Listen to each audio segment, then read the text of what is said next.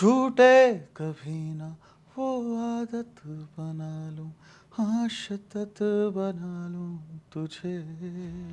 ये बचपन में हम सोचा करते थे कि ऐसा होगा कुछ, और अब हो रहा है। तो कल अगर मैं कहीं अब्रॉड ट्रैवल कर रहा हूँ तो मेरे को वहाँ पे अगर अपना गाना सुनाई देता है, कैब में अपना गाना सुनाई देता है, मुझे बहुत अच्छा लगता है, बहुत ज़्यादा अच्छा लगता है। ख्वाहिश नहीं, ख्वाब ख्वाब होते हैं। एक तो ख्वाहिश तो ऑब्वियसली सबकी रहती है कि यार मैं किसी अच्छे डायरेक्टर के साथ काम कर लूँ। लोगों को ख्वाब रहता है उनके साथ काम करना, तो मैं चाहता हूँ कि मैं अच्छे गाने बनाऊँ, रोमांटिक गाने बनाऊँ, ताकि सैडनेस से थोड़ा सा दूर रहूँ। हनी पाजी ने जो कमबैक किया है, I tell you it's like one of the rarest cases. आप जैसे हिसाब के इंसान हो ना, आपको उसी हिसाब के लोग मिलते हैं। मुझे ऐसा लगता है it's all about you know cycle of Karma. चिट्टा मैंने देखा ना, आई स्टार्टेड क्राइंग ऑनेस्टली। मतलब आई स्टार्टेड, कुणाल भाई वाज लाइक अरे तू रोने लग गया पागल, क्या हो गया। शायर से या एक म्यूजिशियन से, एक आर्टिस्ट से आप प्यार करो। अगर आप ऐसा करते हो ना, अगर आपका पार्टनर शायर है और ये है, तो आप कभी भी मरोगे नहीं, आप जिंदा रहोगे। दिल टूटते हैं, सबके टूटते हैं। मेरे को तो ऐसा लगता है प्यार होता ही पहली नज़र में। तो अब हनी पाजी के खिलाफ मैं ऑनेस्टली बताऊँ, इतनी दुनिया है हनी पाजी के खिलाफ। अरे भाई उसकी एक बार मेहनत तो देख लो यार। मैं थोड़ा सा कम बादशाह फैन हूँ, मैं honestly I am Honey Singh fan. Hello everyone, you are watching ANT live as well as ABP live. आपके साथ मैं हूं वंशिका शर्मा और मेरे साथ है मनन भारद्वाज। कैसे हैं आप? मैं अच्छा हूँ वंशिका, हाउ आर यू? मैं भी बहुत बढ़िया। देखिए, इंटरव्यू तो मैं स्टार्ट कर रही हूँ, लेकिन इंटरव्यू स्टार्ट करने से पहले ना एक छोटा सा क्वेश्चन है। जी। ये आंखों के पीछे आप क्या छुपा रहे हैं? बिकॉज मोस्टली सिंगर्स हमने देखे हैं, मेकअप बाजी की बात करें, वो भी चश्मा लगाते हैं। वो कहते हैं भैया मुझे नींद आती है तो मेरी नींद वाली आंखें ना दिखे। हनी बाजी हैं, वो भी चश्मा लगाते हैं। नहीं एक्चुअली क्या है, मैं अभी रास्ते में, अब नोएडा ना बहुत दूर है, तो मैं रास्ते में सोते सोते आया हूँ। तो ये ना वो सोती सोती आंखें ना आए, इसलिए मैंने चश्मा पहना हुआ है। बट यू नो ऐसा नहीं होता कि मोस्टली जो सिंगर्स होते हैं, कंपोजर्स होते हैं, वो थोड़ा वाइब चेक के लिए यूज करते हैं। वैसा नहीं है, मेरे को तो कई बार ऐसा भी लगता है रात को क्यों चश्मा पहनते हैं। हम लोग, हमारी कम्युनिटी में रात को भी चश्मा पहनते हैं लोग, है ना। मेरे को उसका काफ़ी सारी जो फैशन वाली चीज़ें ना, मेरे को उन चीज़ों का समझ नहीं आता। आपने देखा होगा बॉम्बे में लोग जैकेट्स पहनते हैं। या द पफर जैकेट्स इन हाँ, एक्सट्रीम प्रॉपर एक्सट्रीम, जो समर्स। मैं लद्दाख में भी ना पहनूं, वो वहाँ पहनते हैं। पता नहीं कैसे पहनते हैं, बट ऑब्वियसली कुछ ना कुछ तो होगा reason, I don't know that. ठीक है, अगर हम म्यूजिक हिट्स की बात करें, आपने हमें इतने सारे हिट्स दे दिए, भले ही हम एनिमल की एल्बम की बात करें या फिर रिसेंटली रिलीज निशांची की बात करें। हाउ डू यू फील जब यू नो ऑडियंस की जुबान पर एक ही गाना हो, एक ही एल्बम हो? लाइक अगर हम रील्स देख रहे हैं, सारी रील्स वही आ रही है, उसके बाद थोड़ी देर बाद ही हम बैठे होते हैं और हम वही गाने गुनगुना रहे होते हैं। जी, यू नो ये एक आर्टिस्ट के लिए सबसे बड़ा अवार्ड होता है कि ज़्यादा से ज़्यादा लोगों के पास उसका गाना पहुंचे, और वो गाना लाइक करें, लोग उस गाने को सुनना पसंद करें। मैं फॉर एग्जांपल अगर मैं कहीं अब्रॉड ट्रैवल कर रहा हूँ, तो मेरे को वहाँ पे अगर अपना गाना सुनाई देता है, कैब में अपना गाना सुनाई देता है, मुझे बहुत अच्छा लगता है, बहुत ज़्यादा अच्छा लगता है। तो यस, ये एक जो फीलिंग है, ये आई थिंक एक आर्टिस्ट ही समझ सकता है। अभी कुछ दिन पहले मैं रात को अपने घर जा रहा था, तो मुझे पीछे से अर्जन वैली सुनाई दिया, कहीं पार्टी हो रही थी। तो यू नो आपने कुछ दिन पहले वो उसी शहर में रह के वो गाना बनाया है, एकदम से वो गाना इतना वायरल हो गया कि लोग अपनी पार्टीज में प्ले कर रहे हैं, एंड दे डोंट नो कि मैं यहाँ पे बैठा हूँ, मैं यहीं पे ही हूँ। सो यू नो ये बचपन में हम सोचा करते थे कि ऐसा होगा कुछ, और अब हो रहा है। तो obviously you know we are like living that life. अच्छा, अगर ये अर्जुन वैली की बात हुई तो मैं एक आपको अपना पर्सनल एक्सपीरियंस बता देती हूँ। आई अटेंडेड अ वेडिंग थोड़े टाइम पहले, और वहाँ पर ब्राइडल एंट्री हुई है अर्जुन वैली पे। Can anyone imagine it? No no, I can imagine it. Bridal and groom तो मैंने देखी है, वैसे ब्राइडल मैंने पहली बार सुना है। हाँ, exactly, she was bridal in a entry, car और बहुत ही मतलब मजेदार एंट्री करी है उसने। वाह। सो मेरे कुछ गाने हैं, मतलब चट्टा जैसे मेरा एक गाना है, एक मेरा गाना है ऊंची ऊंची दीवारें। इन पे तो मैंने देखी हैं, बहुत सारी रील्स आई हैं उसकी ब्राइड के वेडिंग जो होता है ना एंट्री की।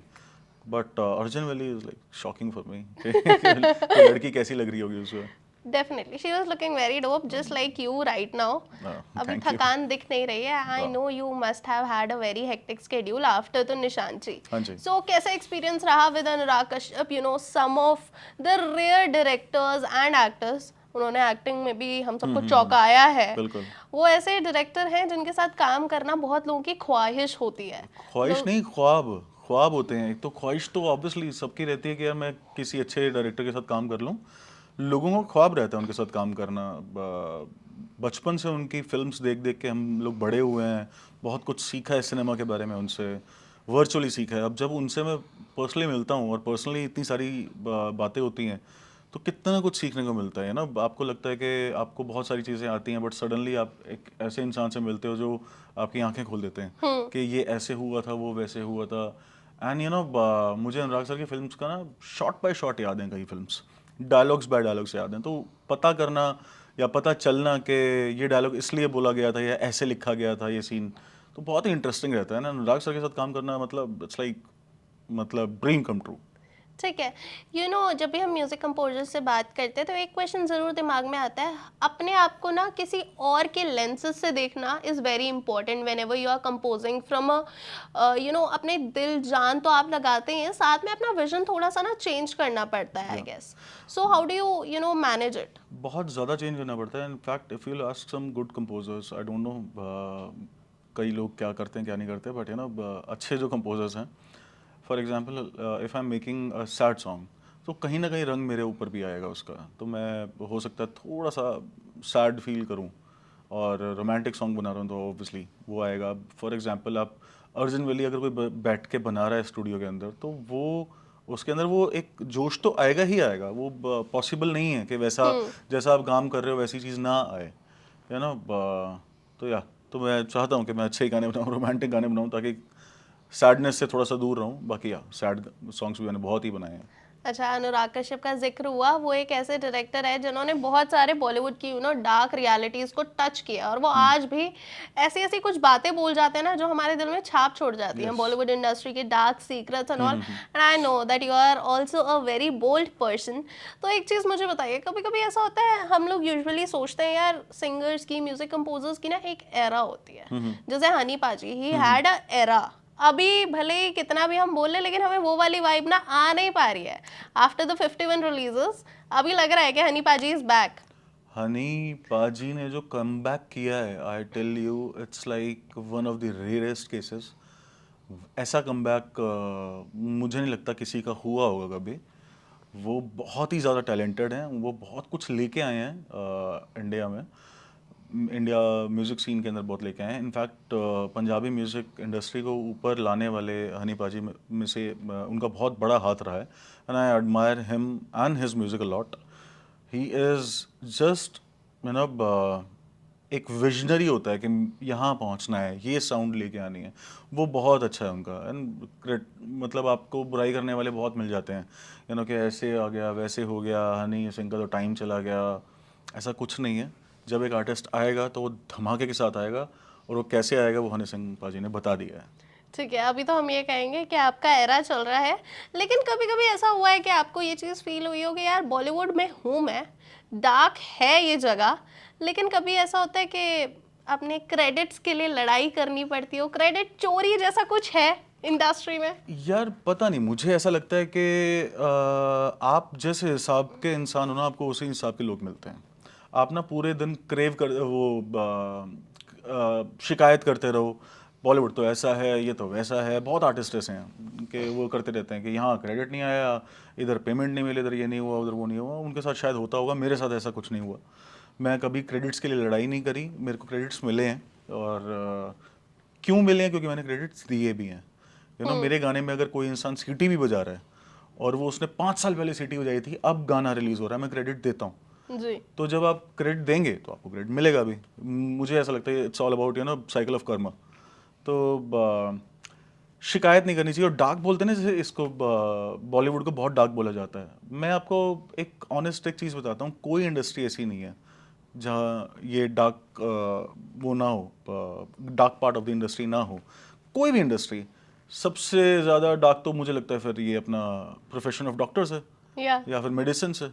इससे ज़्यादा डार्क तो कुछ हो ही नहीं सकता, बिकॉज दे आर लाइक, अगर वहाँ पे डार्क चले गए तो they are like playing with our life, या है ना। तो music industry in Bollywood is not dark according to me. It's like vibrant and happiest place to be. ठीक है, हैप्पीएस्ट प्लेस तो है ही, और हम जितने हैप्पी होते हैं ना नए नए प्रोजेक्ट्स देख के, उतना शायद ही कोई होता होगा। Yeah. लेकिन एक चीज़ है जो कि मैं आपसे जानना चाहूँगी, एक अच्छी मूवी के लिए ना एक अच्छी आवाज़, एक अच्छी मेलोडी बहुत ज़्यादा इंपॉर्टेंट रोल प्ले करती है। If we talk about Saiyaara success, Saiyaara के गाने जितने हिट हुए ना उतनी ही हिट मूवी हुई। तो कभी कभी जो प्रमोशनल स्ट्रैटेजीज होती है वो म्यूजिक से ही स्टार्ट होती है। Yeah. How do you think it goes hand to hand? ये आप देखोगे ना पास्ट में तो बहुत, मुझे भी जब मैं इसमें इंडस्ट्री में घुसा ना मेरे को भी ऐसा लगता था कि यार वाई वाई सॉन्ग्स, क्योंकि आपने देखा होगा हॉलीवुड के अंदर सॉन्ग्स नहीं ऐसा कुछ रोल प्ले करते हैं, उनके सिंगल्स आते हैं, वो लोग अपने तरीके से वो करते हैं, स्कोर होता है वहाँ पे बेसिकली। यहाँ पे क्या है ना, हमारा स्टार्टिंग से बना हुआ है, गाने फिल्म का चेहरा होते हैं और फिल्म से पहले गाने आ जाते हैं। कुछ कुछ गाने हम फिल्म से पहले ही रिलीज कर देते हैं जस्ट टू शो ऑडियंस के फिल्म का रंग कैसा है, फिल्म कैसे दिखेगी आगे।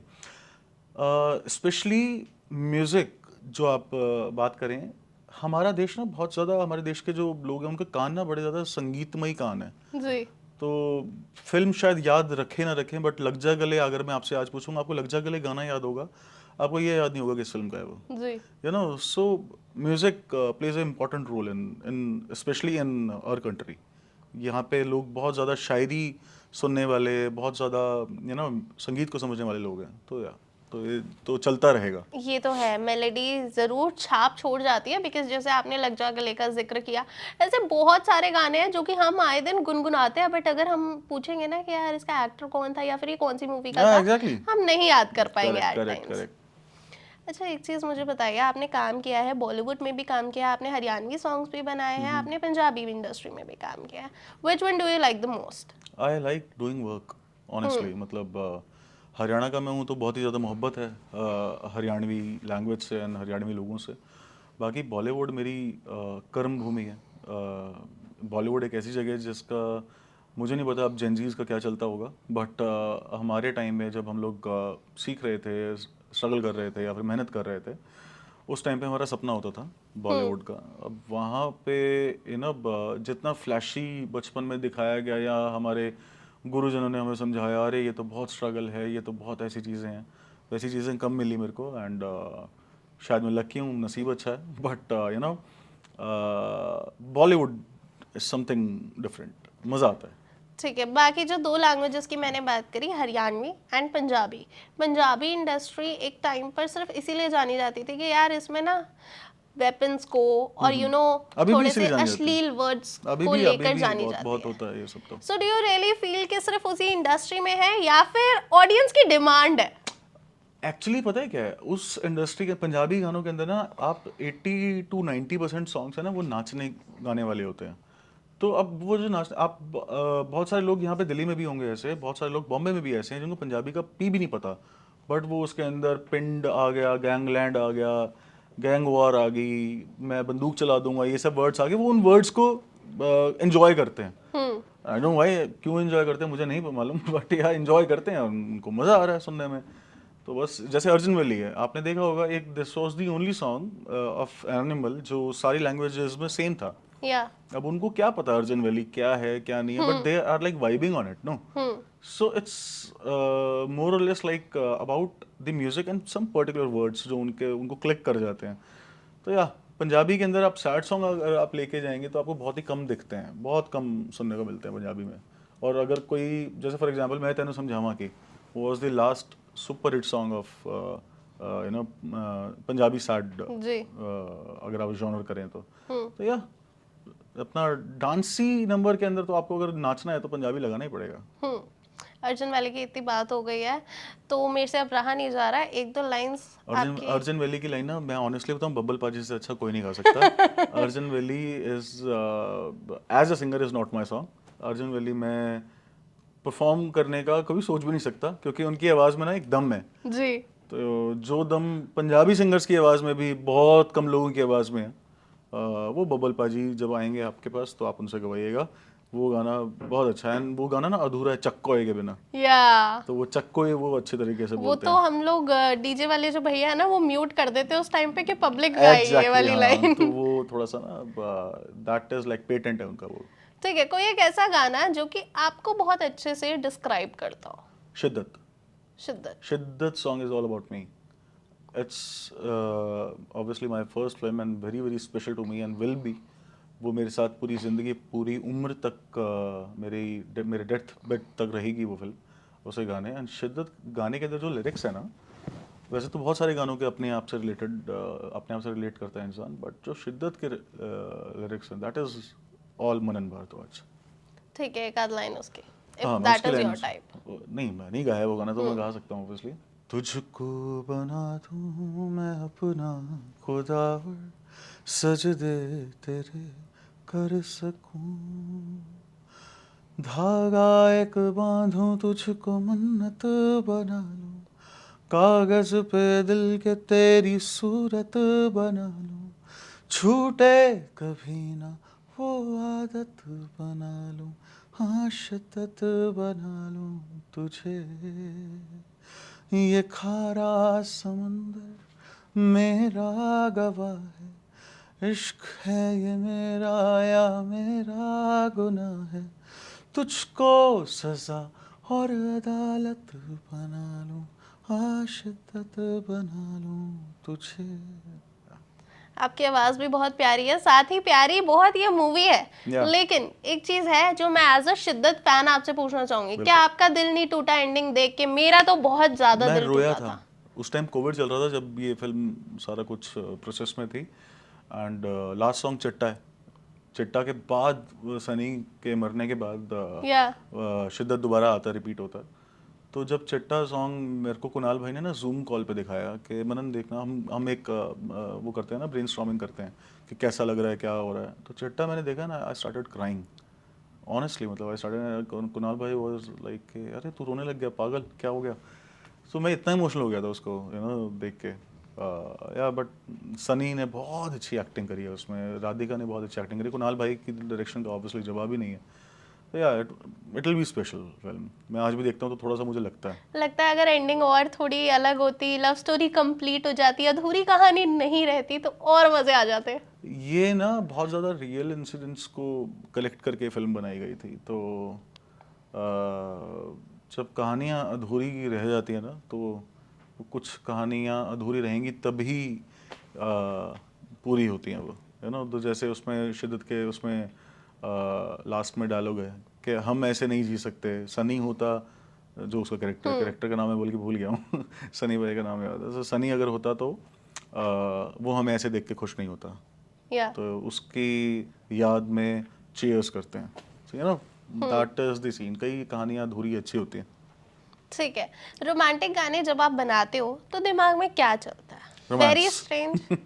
रोमांस चलता है, प्यार चलता है ऑब्वियसली। मतलब मैं अपने आप को किसी न किसी सिचुएशन पर डालता हूँ कि अगर मैं वहाँ पे होता तो मैं कैसा लिखता, कैसा बोलता या बताता। एक ना वो है कि लड़कियों के लिए एक बड़ा वो रहता है कि एक ना शायर से या एक म्यूजिशियन से, एक आर्टिस्ट से आप प्यार करो।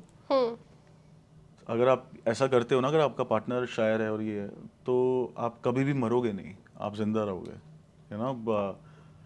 तो यस, तो ये चीज़ है कि यू नो सोच के कुछ डीप और डेप्थ में जाके, कई चीज़ें ऐसी होती हैं जो आप बचपन से बोल नहीं पाए किसी को, उसको याद करके। मैं आपको एक चीज़ बताता हूँ, बेसिकली क्या है ना, फॉर एग्जांपल आप सेकंड क्लास में, थर्ड क्लास के अंदर हो, कोई लड़का आपको पसंद आया, आप उसको बोल नहीं पाए, या फिर आप स्कूल टाइम में उसको बोल नहीं पाए, वो आपको बोल नहीं पाया, या कोई उसको कोई पसंद था। तो वो कुछ चीज़ें ना भगवान आपको लाइफ में पता किस लिए देता है, कि आप उसको सिर्फ याद करो, सिर्फ याद करो। आपको वो मिल जाएगा तो फिर वो सब खत्म हो जाएगा, जी। You no. मिल जाता है वो सब खत्म हो जाता। आप सिर्फ उसको याद करके उसके लिए बहुत सारी फीलिंग्स लेके आ सकते हो कि मैं अगर उसके साथ होती तो ऐसा होता, ये कर सकते थे, शायद अगर होती तो कलेश हो रहे होते हो सकता है। बट ये ना, आप इमेजिन करके उस एक अपनी दुनिया क्रिएट कर सकते हो, एक अपना जो आपने मिठाई खाई नहीं है कभी, ठीक है, आप उस मिठाई का एक स्वाद अपने दिमाग में बना सकते हो, और उस स्वाद के साथ आप पूरी लाइफ जी सकते हो, और आपकी वो फेवरेट मिठाई भी बन सकती है। लाइक सेक्रेड गेम्स का एक सीन मैंने बताया था, उसमें था, तो शी सेड कि मैं मिठाई वो अफोर्ड नहीं कर सकते थे बचपन से, तो जब वो अफोर्ड उसका नवाज कर पाए तो उन्होंने उसको स्पेशल ले गए रेस्टोरेंट के अंदर के, यार तुम ये मिठाई खाओ। तुम्हारे लिए मंगवाई है मैंने स्पेशली उन्हें। तो उसने बोला नहीं यार मैं नहीं खाना चाहती। उसने पूछा क्यों नहीं खाना? क्योंकि मैं इसलिए नहीं खाना चाहती, मैंने बचपन से एक ना टेस्ट बना लिया है इसका, और मैं अगर ये खा लिया तो क्या पता वो टेस्ट टूट जाए। जी। तो वो प्यार यही खैर होता आपने जो फर्स्ट सेकंड क्लास वाली बात करी ना, उस पे तो मैं जाऊंगी ही नहीं, नहीं तो वो तो भुला ही दिया ना मम्मी पापा ने कूट कूट के, नहीं नहीं, फर्स्ट सेकंड क्लास वाला। वो तो भुलाना बड़ा पाप है।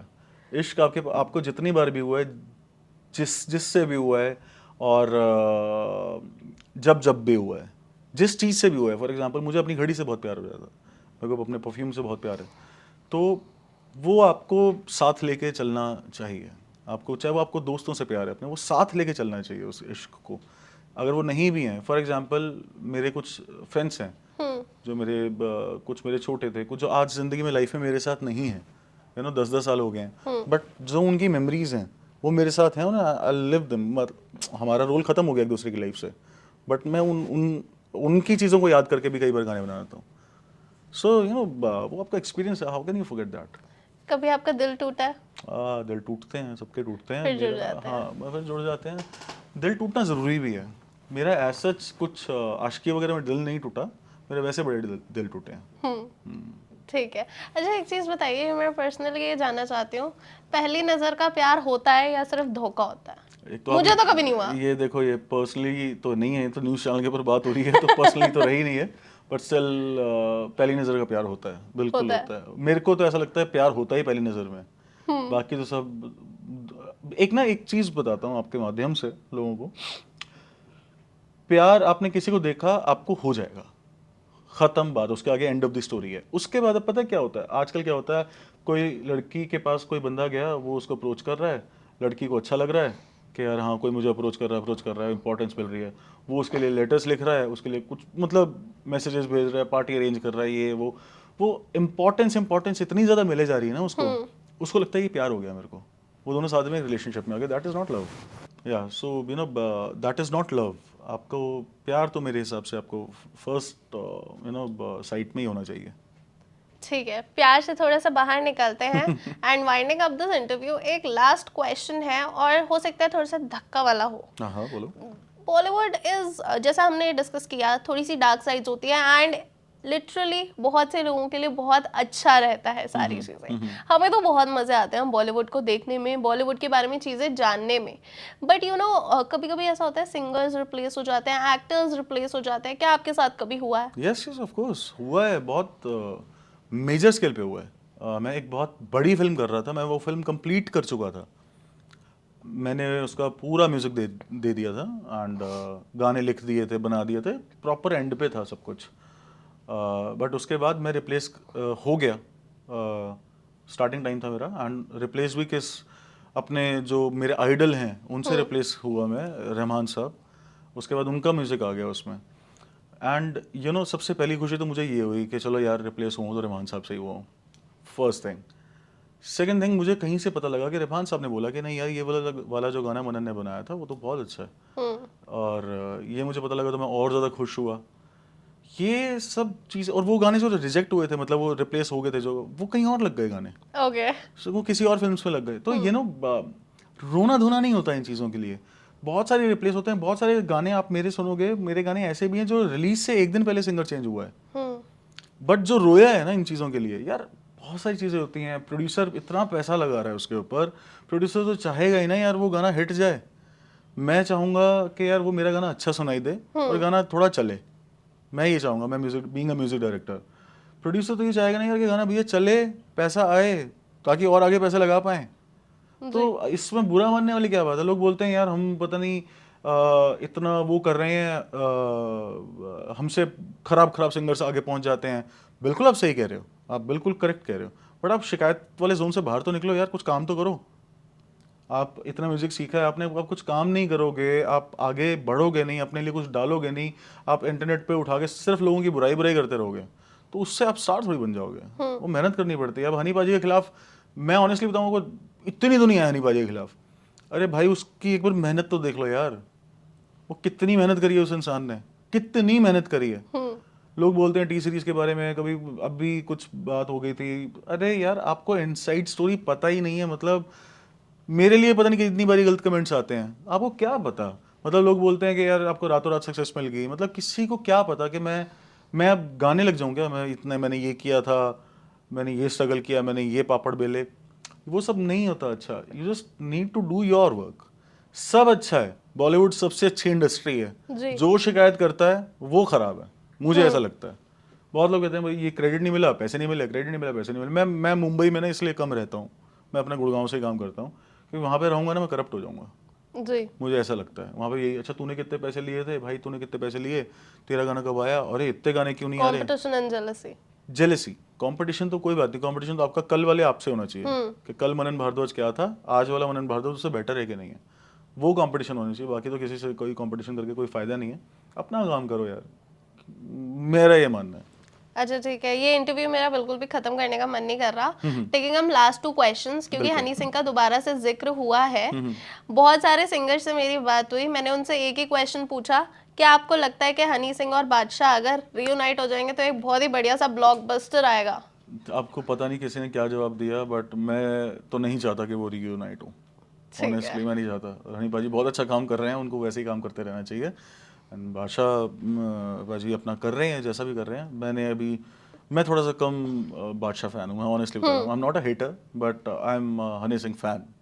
या क्योंकि हमारी तो स्टार्टी पार्टीज हनी सिंह के गानों से होती है, मैं लास्ट भी वही मैंने होता है। या एग्जैक्टली मतलब मैं थोड़ा सा ना हनी सिंह के साथ मैं वो मोमेंट्स कनेक्ट कर पाता हूँ जो ये आदमी कर सकता है। जैसे होता है ना, मेरे मेरे बहुत सारे एम्प्लॉइज ये, अच्छा मनन ने यहाँ से स्टार्ट करके कर सकता है, मनन ने ये किया है तो हम भी कर सकते हैं, उनको एक मोटिवेशन मिली है। बहुत पंजाब के अंदर ना एक मेरे को एक इंसान ने बोला था कि हनी बाजी के इससे जब लोग गुजरे हैं ना, तो उन्होंने ये देखा अच्छा हनी सिंह कर सकता तो हम भी कर सकते हैं। जी। जो इंसान आपको सपना देखना सिखा जाए वो बहुत बड़ा इंसान होता है। आप सपने पूरे करो ना करो, वो होते हैं नहीं पूरे होते हैं, वो आपके ऊपर है यार, आपकी मेहनत के ऊपर, आपकी डेडिकेशन के ऊपर है। बट उस इंसान ने आप लोगों को सपना देखना सिखाया है, और उसमें मेरे हिसाब से बादशाह बाजी भी आते हैं ऑनेस्टली। ठीक है, last but not the least, देखते हैं आप इसको किस तरह से जवाब देते हैं इस चीज का। You being from Gurgaon, Haryana का एक ऐसा सिंगर है जिसको जब से पुलिस वालों ने, जब से हमारी सरकार ने बैन किया, वो तब से और उड़ गया। वो नाम है मासूम शर्मा। जी जी जी जी जी जी। लोग वही गाने सुन रहे हैं जो कि बैन हुए हैं, स्टिल सुन रहे हैं, वाइब कर रहे हैं, कॉन्सर्ट हो रहे हैं। आप इसको किस तरह से देखते हैं? बिकॉज गाने are meant for entertainment purpose, उसमें अगर आप पॉलिटिक्स घुसा दोगे, उसमें आप वायलेंस जोड़ दोगे, तो I don't think there is a point. यार मैं आपको ऑनेस्टली बताऊं, आपको लगेगा झूठ बोल रहा है, बट मनन झूठ नहीं बोलता। मैं आपको ऑनेस्टली बता रहा हूँ ये बात। मुझे पता है मासूम शर्मा के बारे में, मुझे ये भी पता है कंट्रोवर्सीज के बारे में, बट मुझे आप कुछ बताओगे तो मुझे याद आ जाएगा, बट मुझे उनके गाने याद नहीं है अभी। शायद मैं बिजी इतना था कि मैं सुन नहीं पाया इस पूरे अंतरकाल के अंदर। यू नो, काफ़ी अच्छे दोस्त हैं मेरे हरियाणवी म्यूज़िक इंडस्ट्री से भी, बट मैं ये गाने नहीं सुन पाया अभी मासूम भाई के उन्होंने कौन कौन से गाने गाए हैं। और जहाँ तक रहा गानों का सवाल, एक पॉलिटिक्स का, वायलेंस का, इन सब का, ज़रूर गाने होते हैं। ये लोग गलत हैं इस चीज़ के को बोलते हैं जो कि नहीं यार उसको पॉलिटिक्स से नहीं जोड़ना चाहिए। आई एम सॉरी, मैं आपको करेक्ट कर रहा हूँ यहाँ पे। ये माध्यम है, सॉन्ग्स, म्यूजिक, ये लैंग्वेज है। अब फॉर एग्जाम्पल भगत सिंह के भगत सिंह जी के वो थे मामा जी, जी। उन्होंने गाना लिखा था पगड़ी संभाल जट्टा, आज भी चलता है फिल्मों में, जी। आपने भी सुना होगा, पगड़ी संभाल जट्टा जी, तेरा जी, लुट जी, ना जी। जाए मान जट्टा। जी। तो वो उन्होंने लिखा था, वो किस लिए लिखा था? उन्होंने गाना लिखा क्योंकि वो गाने से अपनी क्रांति दिखा रहे थे।